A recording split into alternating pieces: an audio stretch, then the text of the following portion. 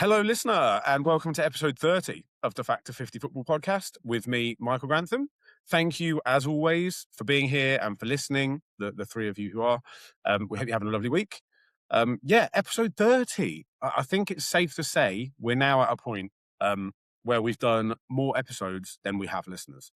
But don't worry, that's not going to stop us. Yes, please make sure you are subscribing wherever you get your podcasts, on YouTube or all the other places. And if you're enjoying the podcast, we'd love it if you can give us a 5-star rating, a review, if you can do that. A positive review, obviously, don't be a wanker. Don't tell us what you really think. Yeah, only nice words. And if not, just share the podcast with your friends who you think might like it. And make sure you're following on social media. We are at Factor 50 Football on all the various social media channels. Joining me this week, as ever, is a man whose wedding suit fitting it is this weekend. And ahead of time, he's had to specially pre-order his suit from Slater's in the size 38, flabby around the middle. It is, of course, Adam Farrell. How you doing, mate? Hello, mate. Yeah, I'm good. I'm working on the flab, mate. I'm trying to get less flabby. I see in our document you've written, have you entered a half marathon? Yeah, so I was playing, this is going to sound like the most middle-aged conversation ever. So I was playing pickleball with one of the dads at school. And Jesus. I was umming and ahhing about doing this Leamington half marathon. And I looked at my calendar and I said, no, I've got too much on. The wedding's coming on. I've got lots of weekends out, too much boozing. I'm just not going to be ready. Anyway, I met with him. Good old Tim. He said, just do it. Just enter it. See what happens. So I had a bit of a fuck it moment in bed. And I was like, I'm just going to do it. So I've signed up to it. Do you regret your decision yet? Well, not at the moment, because in my head, I don't know if other men have this, but I have such an ego around exercise and sport. I still think there's a chance for me to become a footballer. Start off in Leamington Football Club, and maybe I get spotted and get bought into a League 2 club or something like that. So in my head, at the age of 35. I'm 34 actually, not 35 yet. Thank you very much. So yeah, 35 in 10 days. Yeah, that's true. So in my head, I'm like, I could do a half marathon, easy. But I'm not trained for it at all. The most I've ran is I did a 7K the other day, but this is knowing I was going to do it. Yeah, and that was quite difficult. But I am looking forward to it. Yeah, exactly. I think it's a middle-aged man thing to do. Yeah, I think physically, if you can run 5K, you can probably run a half marathon. It'll just be really hard, and it'll just be a test of willpower, and you'll be sore at the end. It's not. I'm not saying it's a good idea as a fitness professional, but physically you could probably do it. Right, I've got a training plan that I'm already behind on, so good work. Yeah, well done. Yeah. Did you Google that, or did you get AI to do it? Well, yeah, obviously I got ChatGPT to break it down for me, and then I looked at it and went, yeah, I'll do that, and I just haven't done it yet. So, I'm sure I'll get around to it. I'll try and run later, but it was just hailing, so I don't want to go out in the hail. Ooh, no. Skin's waterproof, mate. Get out of it. Not for me. What about you, mate? You've managed to survive a weekend solo parenting. Is that what's happened? I have, yeah. Bev was away this weekend in London, so I was looking after the boys on my own. Solo parenting. And the best thing I can say is we're all still alive. So yeah, nice work. We're still here. Job done. Two vertical thumbs for you. Yeah. They didn't. They decided that while Bev was away, that all nap times would just stop. There'd be no napping. Bedtime was 2 hours each. They did the one saving grace was that they did both sleep through the night. They were up at 6, but they did both sleep till 6 o'clock. So yeah, that is pretty good. And yeah, just all the usual kid things. Soft play. Took them to a car show in Basingstoke, which was fun. I did have one really sticky moment where I bought them both an ice cream, but I had George up here on my shoulders. And I'd paid for the ice cream, and the blokes handed me 2 Mr. Whippies. And then I'm like, okay, I've got George on my shoulders and I've got a massive ice cream in each hand. What do I do now? And I had the pram with Henry in as well. So I had like both ice creams in one hand, and I was like reaching George down. Like I must have looked like an absolute weirdo, trying to balance these two ice creams because it wasn't that hot, so they were already melting. Luckily, George didn't fall off. Otherwise, I'd have looked like a terrible father. I thought you were going to pass the ice cream to George, so he's having it on your He'd shoulders. put that straight on my head. And it's just dribbling on your bald head. Yeah. Unicorn daddy. Yeah. He definitely, the first thing he would do is smash that on my head. That would be so funny. I'm well up for that. Yeah. Yeah. Okay. Great. Well, you did well, mate. Good work. Very good. It was a good week. The other slightly football related thing is, we've never had a good history of betting, right? Like we're terrible at putting bets on. We still remember that one bet from 10 years ago. The one bet that we won. Yeah. Fulham. Who was it for Fulham? Perisic. Yeah.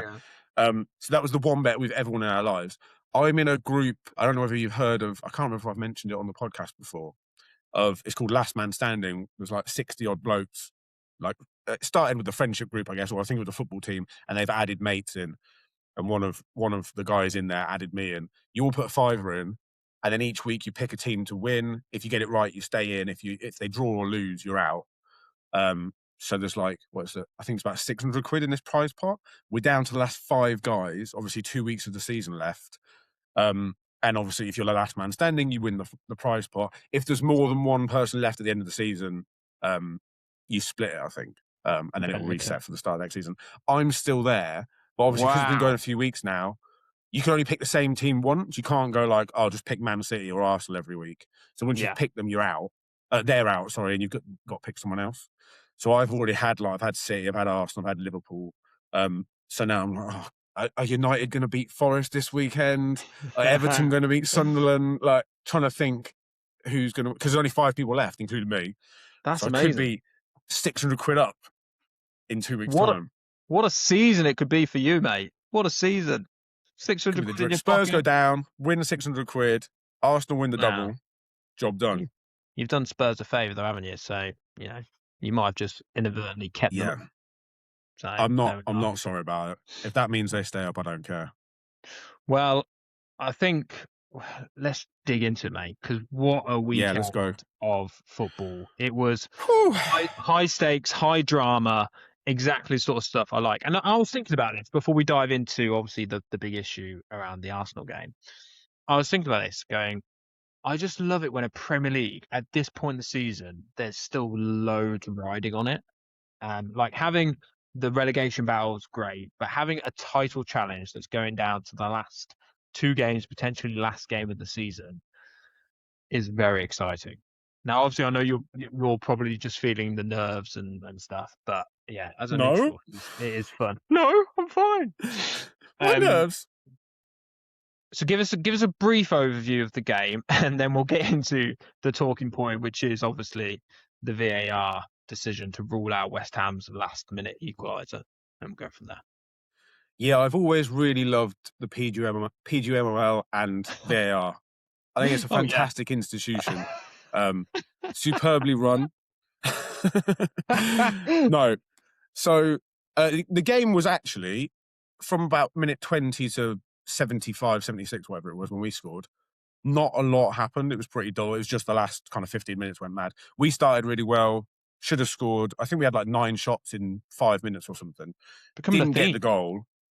Yeah, we were playing like we picked up where we left off against Fulham, definitely. But didn't get the goal. The Ben White injury then kind of stopped our momentum because it was a weird substitution, moved Declan Rice to right back. Yeah, I saw that. Zubimendi on, which just, we lost control of like midfield there. And it shows as well how, I know he's not always in the spotlight because he's not a centre forward, but it shows how important and influential Rice is in the middle of the pitch. Yeah. Because West Ham then sort of overrun us a little bit and they got back into it. They didn't really create much in the first half. Level at half time, and then the big moment before all the drama happened was did you see the Raya save from Fernandes, I think it was? Yeah, I did, yeah. That was good save. So the ball came through to Fernandes and Gabriel, he was never going to get there, but like stretched out his leg And then there was this weird moment where time just stopped. And this guy's he could have like 4 touches or something. I think he took too many touches in the end. But before he kicked it, I was like, season's over. That's it. Like, the tear was already coming down your face. Yeah. I think I audibly just kind of like sighed. Like I was like, oh, no. Because you just know he's going to score. And then Raya sticks out. He went the wrong side, I think. He went like near post. But Raya sticks out the foot and makes a save. And that could be a monumental moment of the season. But it has been overshadowed a bit because of all the VAR stuff. And then I think Ødegaard and Havertz come on. And that sort of levels us up attacking-wise because Ødegaard he had a great cameo. Havertz was good too, but Ødegaard was, he just gave us more cutting edge. Like he was putting players in and playing nice through balls. And obviously he sets up Trossard's goal, which is a lovely time to get your first goal of the year, I think. First goal of 2026, which is insane for somebody as good as Trossard. But he does have a habit, Trossard, of scoring big goals in big moments for us. He did it against Porto last year or year before in the Champions League. Scored the winner in a Champions League knockout game. So he scores big goals. That was probably one of the biggest goals. And then you're thinking like, okay, let's just cling on. Let's shut down, go into deadlock mode. Arsenal. Yeah. Yeah. And we nearly got that. That nearly happened. I think West Ham bought on Callum Wilson, did they? As a result of our goal, or maybe he'd come on just before that. Nuno does that. He had he's a good sub to bring on. He's still scoring goals, Callum Wilson. He nearly left in January. Him and Nuno didn't get on, but he stayed. Yeah. So I think just before the corner, which led to the VAR thing, he had a great shot that was definitely going in, and Gabriel with his just gigantic body, he's got this way of he can just block anything. He blocks so many shots, and he got his knee. He goes into like this long barrier kind of position, got his knee on it, and he goes behind for the corner. That was also a super important block because there was no foul that would have bailed us out of that one. If that gone in, that was 1-1. And then obviously that leads to the corner, which is when the VAR correctly made their decision, and we saw the game out. Should we get into the intricacies of the VAR? Yeah, it's been going mayhem. Absolutely mental. Because what Gary Neville coined is like the biggest VAR decision in history, and it could well be that. Probably is. Media can sensationalize this stuff, but it probably is, considering it affects both ends of the table as well. Yeah. So when the goal goes in, what's your initial thoughts? Did you think, actually, no, there could be a foul, or actually, oh, bugger, we've lost it? No, first time viewing it, because there's so much going on, you got no idea. Like, I'm just thinking, fuck. We fucked it. They've scored, and it's 1-1. Well, originally you're like, did it go over the line? Because you can't really tell. He hit it at such speed. But then obviously they go to goal line, and it's miles over the line. And you're like, shit. And then you're in the back of your mind, you're thinking, there's so much going on. There could be a foul. Was there a handball? Was there a whatever? So first viewing, I didn't notice anything wrong. When they play the replay, the first thing, then the most obvious thing is the arm across like Raya's kind of face, neck, whatever area. So you're like, yeah, that looks like it could be a foul. They might have a look at it. And then the second time seeing it, you see he's got Raya's arm. So his arm is across Raya, but he's also holding Raya's left arm. So you're like, okay, that's a foul. And then you're just like, are they gonna do it? Are they gonna deliberately just leave it? Because in my opinion, it's a clear foul. Like, you can't grab a goalkeeper's arm and stop him from catching the ball and not expect the refs to give a foul. I'm surprised you got that opinion. I didn't see the holding necessarily on the first time of viewing. The arm across, absolutely. Yeah. And I was watching the mic'd up show that Sky Sports do, where they get they review the audio. You get to hear the audio. They didn't seem to focus too much on the holding. It was more the arm across. They seemed to be focused. Well, that arm across was the arm that was also holding. So sort of the arm was going across. If this is Raya's arm, he's going across his neck, face, whatever, and he's kind of holding his forearm, which is the arm Raya was jumping with to try and obviously catch the ball. Okay. So yeah, I think it was a clear foul. I'm obviously biased, but I think if it was given against Arsenal, try and be as objective as you can. If it was given against Arsenal, would you go, okay, there's three scenarios here. Would you go, yeah, okay, definitely a foul, we'll take it on the chin? Would you go, probably is a foul, but maybe a bit soft? Or I can't imagine you end up in this bucket, but it's definitely not a foul. No, I would. So if it was against us, I'd be absolutely gutted because you think you've just equalised.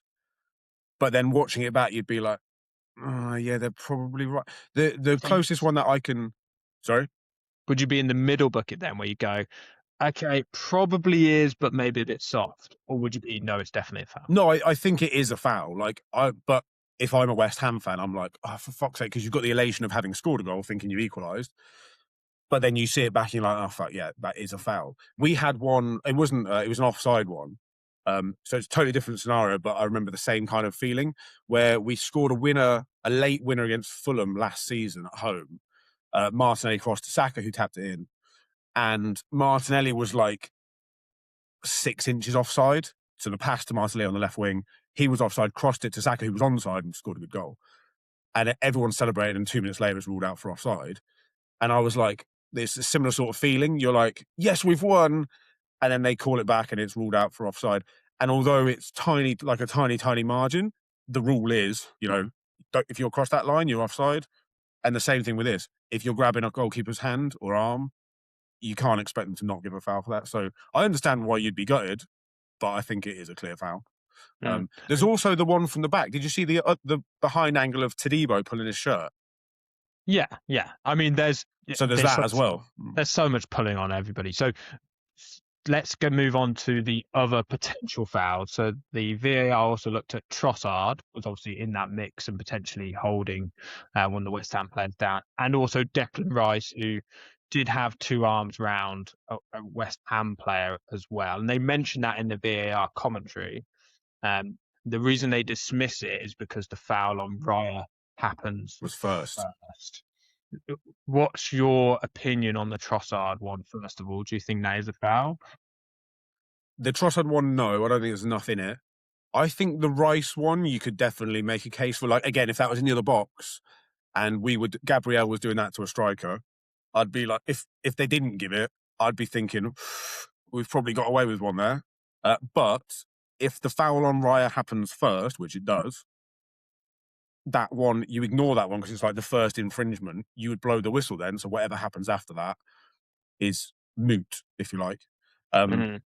So I think we're lucky that he didn't start holding him sooner, because if he'd done that first, then maybe they'd probably just allow the goal, wouldn't they? They'd be like, well, there's a foul there first, so it's either a penalty or a goal.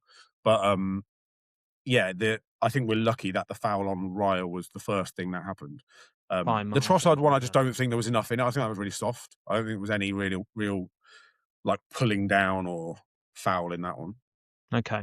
So ignore the decision then. So VAR, like hearing the VAR audio, what was really weird was I don't know who the VAR referee, assistant referee Down was. England. Down England. So when he first sees it and he's seeing it going, plays it through a couple of times, he literally sighs and goes, ah. Is it enough or something, doesn't he?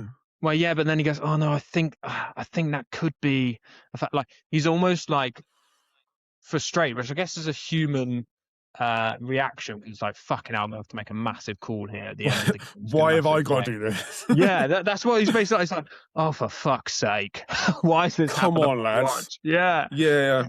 it was funny. But what did you think of the VAR process? Because it sort of highlights VAR has been a big topic this year. It was a long process, so 4 minutes, 17 seconds. Yeah. Did you agree with the process? Is that too long? I feel for the people in the stadium more than anything, but obviously it was a big call, so they had to make sure they got it right. I think like for a neutral, I know we all complain about the length of these VAR checks, and I think it was too long. Like I think it's a pretty straightforward foul. I don't think that's too controversial. It's just because it's so important. I can see why they would be like, let's just have one more look. Let's just have another. Like of all the VAR decisions, if you're going to take a long time over one of them, you're going to pick the most important one, right? And this is probably, as we said a minute ago, one of the biggest VAR calls it's ever made. So I can see why they would take longer on this one, although I do think it could have been quicker, because if you take all the emotion and what's riding on it out of it, which I guess that's part of what the referee should be doing, there's a guy who's pulled the keeper's arm and the keeper can't catch the ball because he's pulled his arm. It's a foul. But because of the situation and the stakes riding on it, they've probably taken a bit longer. I actually think, maybe not for people in the stadium, but for neutrals watching, the whole process of like a 4-minute wait to see whether West Ham get an equaliser, it's quite dramatic, isn't it? Like, it's quite edge of the seat stuff. Like, I don't know if that's what referees and Sky and that want. I don't want it. I want them to just be like, yeah, foul or no foul or whatever. But I think for a neutral, does it add to the drama? Is this what people want to watch? I don't know. I think it has added to the drama in this one just because of the importance of it. But I just think 9 times out of 10, though, you just want get on with it, don't you? Yeah, get on with it. If you're in the stadium as well, which let's be honest, other people are paying fuckloads of money, and you haven't got a clue what's going on. It's difficult. It's I think actually this process was fine. The only thing I found interesting was that I thought maybe there'd be a better process to looking at the different angles. Like in my mind, it would be okay. Well, let's play through all the angles that we've got pretty quick. Rather than, oh, can you show me this? Oh no, I need a split screen on that. Oh no, it's very chaotic. It's like, okay, you need a process to show the angles, and then you make a decision off the angles that you've seen. No, not sure. Can you look at this? Could they as well, like with obviously technology that they've got so much money, they do what they like. Rather than having the assistant VAR bloke like calling up split screens and stuff, could you not just have, let's say they've got 5 angles, I don't know how many angles they've got, but let's say they've got 5 angles, could you not just have a gigantic monitor like at the front of the VAR van with every angle on playing simultaneously, and then the ref can just go, right, look at that one, fine, that one, fine, that one, and like you can just do it all in one go. Yeah, and it's like a minute or whatever watching the same thing, rather than, okay, show me that one, now pull up a different one, now give me a split screen, now go back to the first, like just have them all there already, and then you don't need to faff around with all the, I don't know. And then it's a set time every time. So you go, okay, if it goes to VAR, there is a minute where you look at each angle and then you have to make a decision. Like you've seen all the angles. I do think less chaotic. Yeah, I think a timer would be good. Like, I know that puts more pressure on them, but then if they haven't made a decision by 2 minutes or whatever, then you just stick with the on-field decision, whatever it is. And that's, I think this one is, I think it's very, very high profile, but it's not contention. I think people are confusing like, oh, that might or might not be a foul. I think it is a clear foul. I think the drama comes from the stakes riding on the decision, not the incident itself. I think they could just speed that up a little bit, but I mean, I'm not complaining in this instance because they made the right decision. So one of the things I was so worried they'd be like, well, yeah, that is a foul, but if we just leave it, it makes everything way more dramatic. So should we just not bother? I was like, they're going to do it. They're going to do that. They're going to do that. But I'm fucking I don't think glad any Arsenal fan could complain about VAR ever again. They've done you a solid. So I promise you we can. Last question from me around it, and I think where people have got frustrated, I think most people I've heard have gone, yeah, it probably was the correct decision, but they've aimed it at Arsenal, saying, well, Arsenal have been doing this grappling, and it's been described as rugby in the box all season, and they've not been called up upon it. And then this time, when it's most important, that goes in their favour. So my question to you is, have you committed similar offences this year and gone away with it? No. We're better at doing the sneaky, sly fouling than, like, we don't do it that obviously. So you're better than you're better at cheating, is what you're saying? No, it's not cheating, because we're not making fouls. We're positioning our players, kind of like in NFL, where they have like blockers and stuff. We're doing that, which is not a foul. Like in football, you're allowed to stand, like hold your ground. What are you supposed to do? Go, oh, sorry, mate. Yeah, past you go. Like if you want to go past me, you have to run round me. That's the rule. So we position our players tactically, cleverly, sensibly at these set pieces, so that we don't have to make the fouls. Like we make you run the long way, which gives Gabriel an extra yard head start on you when he scores a thumping header. Like we're just better at it than other teams, and we don't do blatant fouling like that. We'll block the keeper or we'll mark off the centre back so he can't run backwards and win a header. It's not the same thing. There's one is a foul and one is not a foul. If they decide to change the rules, then maybe they'll make any kind of holding or blocking a foul, in which case calling is going to look very different next season. But under the current rules, these aren't fouls. That's not what we're doing. So That's where I those people disagree. just That's where I tough disagree with shit, you. you I know. think what you've described in terms of blocking, absolutely not a foul. But what I've seen from Arsenal most of this year hasn't just been blocking; it's been holding and grabbing shirts and way more physical contact that's needed. So look, to give you my opinion on the VAR thing, it was the right decision. As much as I hate it, it is absolutely the right decision. The VAR have done the right thing. Um, but I think where most people get annoyed at is like, okay, I can go and get you several clips right now, or pull up some YouTube videos. I'd love to see them. I'd love to see them. I've watched every second There's of Arsenal this season, mate. there's a lot We of do them. not. Yeah, there's lots of like, you know, jostling 50-50s, blocking in the box. It's not fouls. They are fouls. So like the classic example, because it's recent, Gabriel and Haaland, like there's clips you can, like still images you can take of Gabriel pulling Haaland's shirt, but you can do the same thing the other way around where Haaland's got hold of Gabriel's shirt. So either they're both fouling each other and then what you meant to do, like send them both off or book them both, or you let the game play, which is how the referee chose to do that. And by the way, that led to Haaland's winner, which could have cost us the title. So I'm being completely unbiased here. Like that's 50-50. You've got a centre forward against a centre back fighting for the ball. There's some tugging and fouling. That is absolute. I totally agree with what you're saying with that one. Yeah, and that's what we do. Like we give it out, we take it. Not letting me speak, man. Jesus, look at this man getting riled up. It's because you're wrong. Okay, well, let's put that out to listeners because I do think that consistency piece is what most people are annoyed about. Going, okay, Arsenal have definitely been holding and pulling people down in the box, in corner situations. This year, I would argue that those people just hate Arsenal, so they're just of bitter course, that everyone's against you because you're an Arsenal fan. Of course, we know But this. why is it such a big problem? Like we all know it's clearly a foul, and yet the discourse around it is because it's Arsenal, not because it's a wrong decision. I don't think there's actually as much discourse as you think. I think most people have gone, it's a foul. Most people have agreed with the VAR. If you were looking at, good. I mean, I've read loads on like Blue Sky because I follow all the Arsenal media accounts and stuff.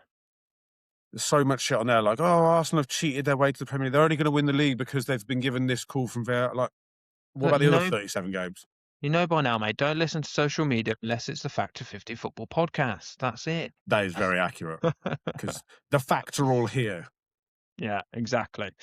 So my opinion now, looking at the league and the games left, is it's done.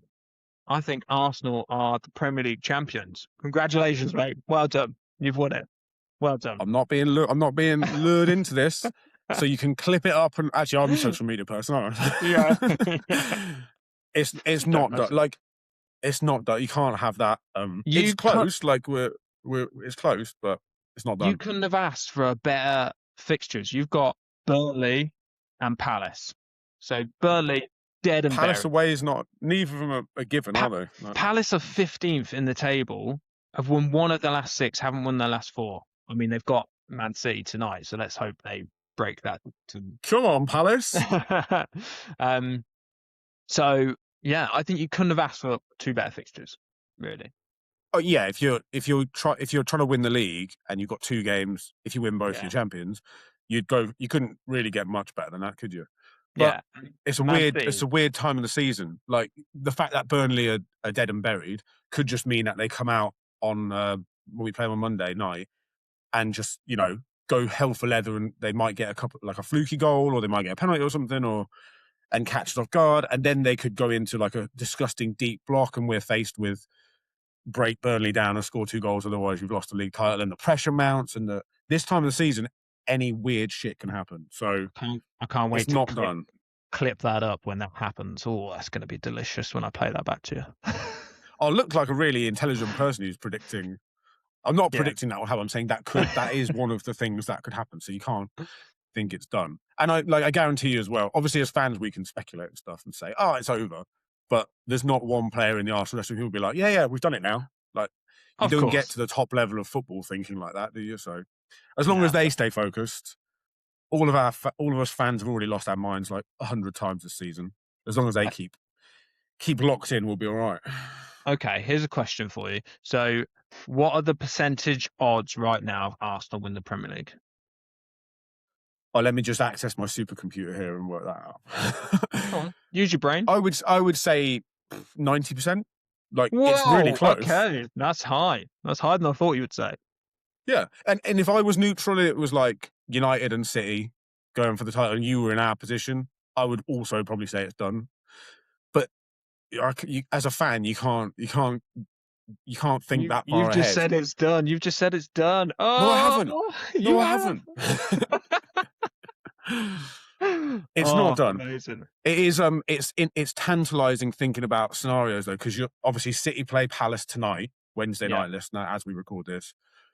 If City fail to win tonight, which I don't think they'll do, like I think they'll steamroll Palace. But if they fail to win tonight, we could win it at home at the Emirates against Burnley on Monday night. And then, so let's say that doesn't happen and City beat Palace, which I think is the most likely outcome. If we then beat Burnley, City play the following night, Tuesday night next week, against Bournemouth away from home, which for me, that's one of the fixtures I was pinning more of my hopes on because Yeah. Bournemouth are unbeaten in 16 games. If City then failed to win that one, so draw or lose against Bournemouth, we would also be crowned champions without playing. So you're thinking of like, if this happens, if basically for City, they're relying on hope, aren't they? They have to win all of their games, and then they're hoping something goes wrong for us. So don't worry, I've got Bev's Bournemouth shirt lined up in the wardrobe, ready for next Tuesday. I will be a cherry for the evening. Yeah, okay. Might Because be we could win it without playing that night. Might be a tight fit, mate, for you wearing Bev's. It's she took a photo. I tried it on earlier. It's like it's really snug. It does not fit, but I'll wear it. Okay, good. And for listeners, Bev is Mike's missus, and she is originally from Bournemouth. So She's from Bournemouth, yeah. So we've got a Bournemouth connection. Although they can piss off because they beat us earlier in the season, didn't they? Wow. Okay. Well, it's exciting. It is very exciting. It's fucking terrifying. Yeah. And now we've got to come down from that to talk about United's really shitty 0-0 draw against Sunderland. Jesus. I don't know really what did we say? We were talking about this before we started recording, weren't we? We were like, there's not really much to talk about in that game. 0-0. An already qualified for Europe United against an already safe from relegation Sunderland. It's a classic end of season game, wasn't it? Yeah, it's a complete waste of time on both sides.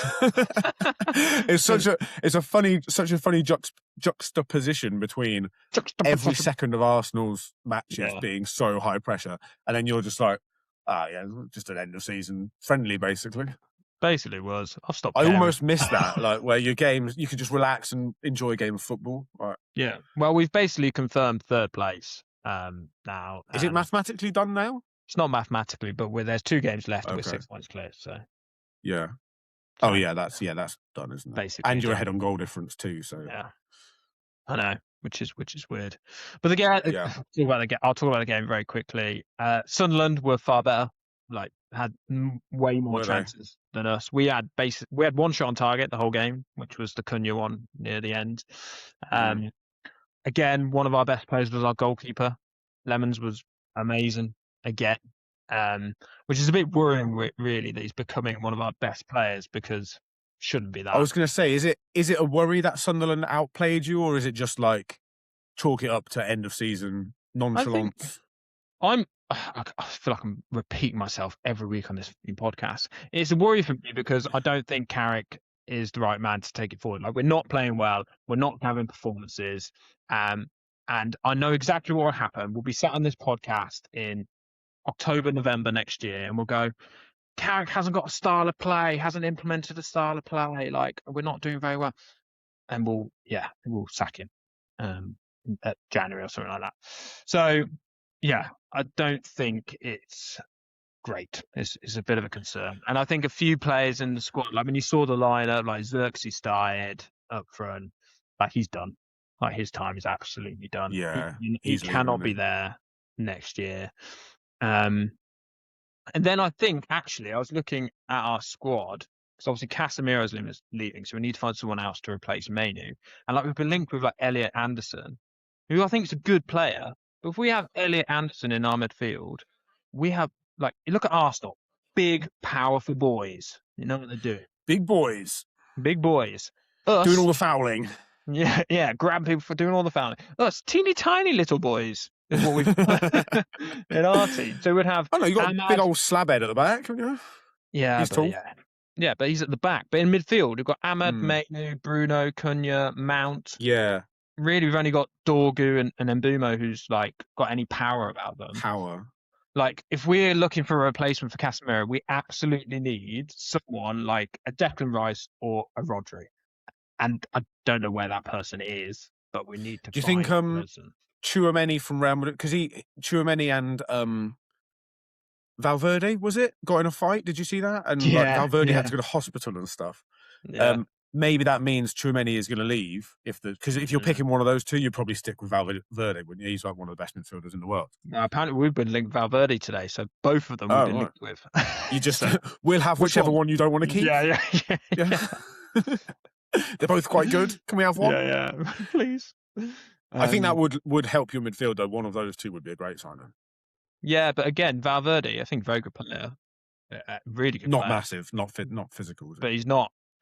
Yeah, like if we signed Valverde and a massive big lad, yeah, all for it. And we do need two midfielders. So what you're saying is you need to sign somebody like Marouane Fellaini. Get him back in. Bring Moisey back. Come on, get back in as well. Get the band back together. Yeah, Schweinsteiger, come on back as well. All of them. Relive that era. Yeah. Okay. So.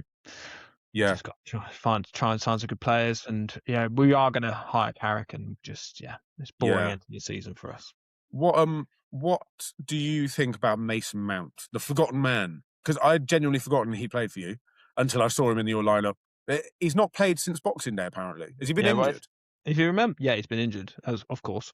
Do you remember in the early days of the pod where Mason Mount was friend of the pod, and I was a big fan of Mason Mount. We say friend of the pod because we just spoke about him a lot, but he's not been on. Never been on. Never interacted with us in any way. No idea. We don't know him. But do you want to? We when we did keep or sell a couple of weeks ago, I missed him off. Would you keep him? Would you sell him? What's the verdict on Mason Mount? Like, he's a nice guy, isn't he? So that makes me go, just stick with us. Come on. Have a good time. Nice. Let's give him $200,000 a week. Yeah, $200,000 contract extension. Lovely. Realistically, he shouldn't really be playing with us, but we've got to be careful because there's going to be a lot of outgoings this summer anyway. So we'd probably keep him as a body, but squad option. Yeah, he'll fall into the category of being injured half the season again and being a waste of time. And let go at the end of his contract. You're going to need those squad players though next season with the extra games. Yeah, it is true. It is true. Like, I'd love to get a full season out of him, but he's just proven that you can't. You just can't get a full season out of him. So it's injury prone. Yeah, it's not good. But Bruno Fernandes, hey, winning awards. Bruno. Oh yeah, Player of the Year. Player of the Year. Right, Player of the Year. Fully deserved, but it's become a bit of a running joke now with United fans that Bruno just keeps passing. Like, usually he would shoot in some situations and he just pass. So in Sunderland game, he had a free kick, which was he should have shot, but he just rolled it on the edge of the box to Ahmad. It's like, come on, Ahmad, give me my assist. There's a record that needs beating, lads. Somebody stick this in the net, please. It's like, one of you fucking score. So what's he on? How many assists has he got? The record's 20, isn't it? Yeah, so I think how much? I think he's on 18. Before Premier League assists. Double check. Oh, he's on 19. 19 assists. 19 assists. Okay. So he needs one more to equal it, two more to beat it in the last two games. And he's got to. Oh, that's tough, isn't it? Yeah, he's going to need someone other than Joshua Zirkzee starting up front, then, isn't he? Really? Yeah, he's really going to beat that. Yeah. He really you having a word with Carrick? Can you start someone who can finish, please? Yeah. Jesus Christ. So, yeah. Do you think he was? You think he was deserved winner of the Writers' Player of the Year? Yeah, I think so. Like, it's nice for him to be able to get the accolades. They obviously get doing this out saying, well, he's not playing for a team who's won trophies or competing for the title, but he is an amazing player in a pretty average team and has been for years and years and years, and is. I hate just talking about stats because I think they are slightly overrated, but his stats year on year are incredible. They are. They're very, very good. The important stats, the output, goals and assists, you can't argue with those numbers in a team that haven't been anywhere near top of the league for a very, very, very, very, very long time. Very, But very long time. we spoke about this before, though. It's going to be thanks, mate. It's going to be an awkward period of time now because he's coming into 32 years of age or whatever, and how long is he going to be able to keep producing? Are we going to cling on a season too long? Is it going to get messy? You're not going to get messy. He's America. Do you think he could do? Content? Yeah. Do what? Do you think Bruno could do like a bit of a Steven Gerrard where he starts to drop deeper and sits in more like a sixth position? No, he's doing that basically for. He can do it because he's good enough, but he was doing that basically for Amrin. So when Amrin was playing a system, right. Bruno was basically playing as this 6/8 type role. But that's not his jam. No, not his jam. He gets the ball, he looks and just plays it forward. Like that's what he's going to do all the time. And in that position, you need more control of the ball. Sometimes play the safer pass rather than the pass that's got a 60% chance of coming off. So. Yeah. Or you could have him doing that, I suppose, if he's got a Declan Rice or somebody sat next to him for when he does fuck it up. If he's trying to risky pass, Declan Rice just goes and gets the ball. Yeah. But if we get a Declan Rice equivalent or someone who could get to that sort of level, Mainu's that partner in that position, and that partnership could be long term if we get the right person. So hopefully, big summer. We'll see what happens. I was going to go quick. Any other business? I was going to potentially talk about Spygate because of Southampton game because we went through Southampton. I was going to talk about the relegation battle, but it's still boring. It's still the same. I actually just thought of Jose Mourinho is going back to Real Madrid. Oh yeah, that's weird, isn't it? It is weird. What do you think? Just about when that? you think he's kind of done, you think like, oh, he's in Turkey now, like he's winding down. He's back, baby, at the biggest club in the world. So he's about to. He's got a chance of going unbeaten in the season, but he obviously not winning it, win the title. You can't win the title, but he could go unbeaten, and then he's just got the job at Real Madrid. It's insane. Yeah, it's weird, that, isn't it? And apparently the going unbeaten and not winning the league has already happened before in Portugal as well. I think it's happened to. I can't remember who it was. I think Porto won the league. And who's Mourinho at? Is it Fenerbahce? Fenerbahce, yeah. I think it was Fenerbahce. Somebody's done it before where they finished second and gone unbeaten the whole season. Wow. But the team who finished first have just won more games. But yeah, he's I don't really care about Jose Mourinho. I haven't really wasted a second of my thought on Jose Mourinho, to be honest. Surprising. I'm excited to have him back. I just think he's good value in the media and he's going to rile some people up, which would be fun.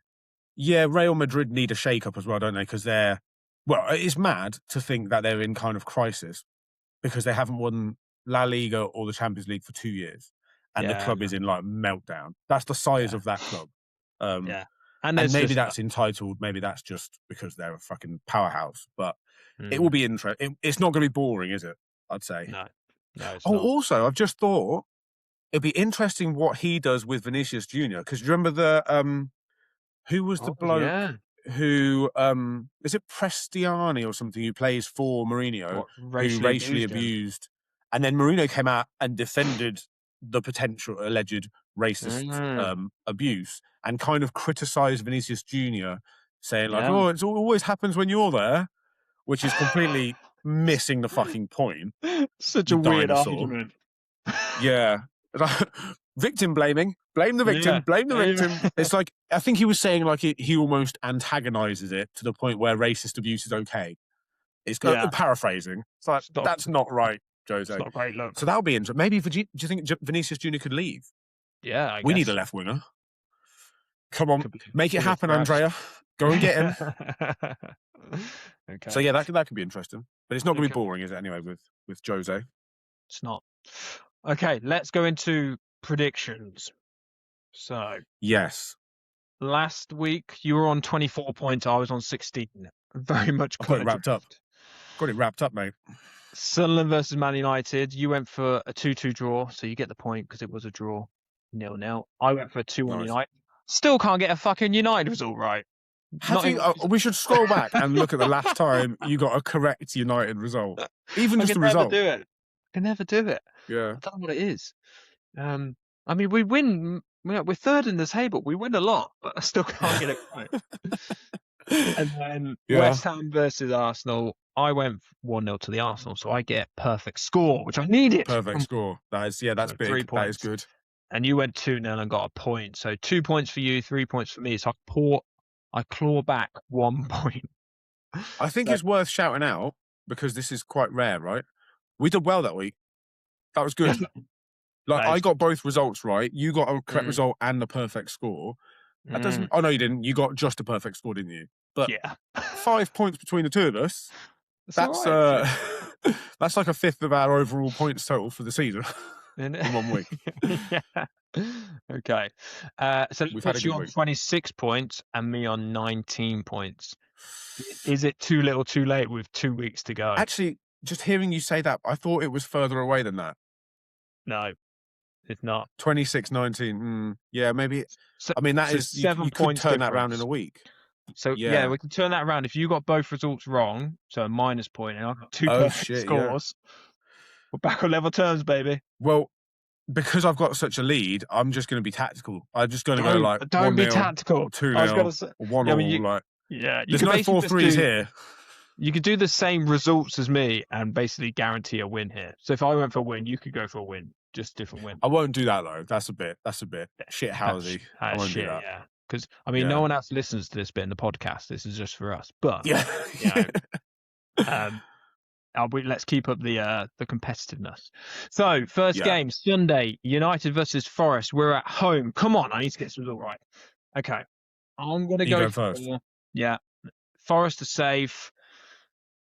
We're shit still. I'm gonna go for 2-0 United. Oh, I was thinking 2-0 United. Okay. This is one of the games I've got my eye on in the last man standing thing. A home win. I was like, are they going to do it? Because I think you will win.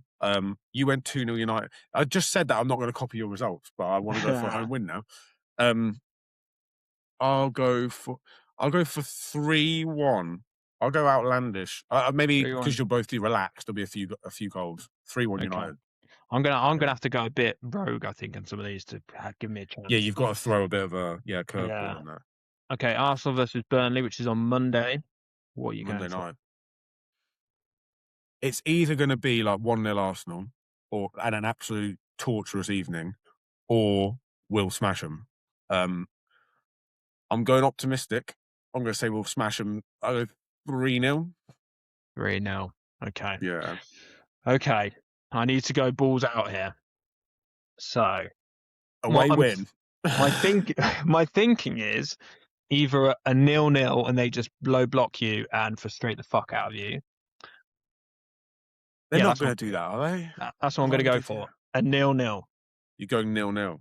I'm going 0-0. But you said that you think Arsenal win the league, but now you're predicting we'll drop points. Yes, but I'm playing this game now and I need to try and different. You're second guessing yourself again, mate. This is why you've got no points. I need to gain points. So if I go for the same result as you, I literally cannot catch you. So I have to go for a different result. Yeah, that is true. Yeah. Yeah, true. Okay. So I have to. Yeah. There's no point losing by like dying trying and dying not trying or whatever. What's the phrase? It's definitely none of that. What you just said, but you know what I mean. Where you're like you kind of half-arse it and you just match. Oh, whatever. You're going to lose. Fuck off. Don't know what you're talking about, mate. You've got to go balls out. You've got to go for Hail Marys. Yeah, exactly. Yeah. And I want to at least take it down to the last game week of the season. So let's see. Yeah, so if it stays as a 7-point gap, you could potentially still catch up. Imagine if you finish level. What would we do then? I don't know. Penalty shootouts. Carry it on into the World Cup. Yeah. Maybe I'll suggest that anyway. Carry on into the World Cup. Yeah. Okay, well, that brings to an end another episode of the Factor 50 Football Podcast. There's not many left for the end of the season. Me and Mike have been talking about some special episodes coming up, which is 2 special episodes. Yeah, a quiz is basically going to be on its way. And also, potentially, going back to our first ever episode of the Factor 50 Football Podcast, where we did our predictions for the season. And let's just say that we've got some stuff bang on, which obviously you expect, and some stuff really, really wrong. Yeah, there's one or two very outlandish predictions which we've nailed, to be fair, and there's one or two which are absolutely terrible. Yeah, way off the mark. We'll see you again next week as we come to a close to the end of the season. But thank you very much for listening. Like, subscribe, follow. See you soon. Bye-bye.